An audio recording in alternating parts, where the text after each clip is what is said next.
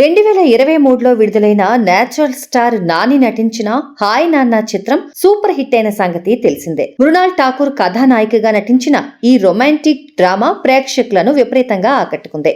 అయితే సినిమా విడుదలైన ఏడాది తర్వాత ఈ చిత్రం కొత్త వివాదాన్ని రేపింది. ప్రముఖ కన్నడ నిర్మాత పుష్కర మల్లికార్జునయ్య ఈ సినిమా నిర్మాతల్ని నానిని నేరుగా ఉద్దేశించి హాయ్ నాన్న తమ సినిమా కథను అనధికారికంగా కాపీ చేసి తీశారని ఆరోపించాడు. పుష్కర మల్లికార్జునయ్య తన ఇన్స్టాగ్రామ్ స్టోరీలో హాయ్ నాన్న పోస్టర్ తో పాటు కన్నడ చిత్రం భీమసేన నలమహారాజా పోస్టర్ ను పంచుకున్నాడు. రీమేక్ రైట్స్ తీసుకోకుండా మా ఒరిజినల్ మూవీ భీమసేన నలమహారాజును కాపీ చేసి హాయ్ నాన్న తీసేశారు. ఇది ఎంత నీచమైన పని అని నేరుగా నానిని టార్గెట్ చేస్తూ ఆరోపించాడు. ఇప్పటి వరకు ఈ వివాదంపై హాయ్ నాన్న చిత్ర బృందం గాని నాని గాని అధికారికంగా స్పందించలేదు. ఈ చిత్రానికి శౌర్యు దర్శకత్వం వహించగా ఇది వైరా ఎంటర్టైన్మెంట్స్ బ్యానర్ పై నిర్మితమైంది. చిత్రం విడుదలైన వెంటనే తమిళం, మలయాళం, కన్నడ, హిందీ భాషల్లో కూడా డబ్ చేశారు. సినిమా థియేట్రికల్ రన్ విజయవంతంగా పూర్తి చేసుకున్న తర్వాత 2024 జనవరి నుంచి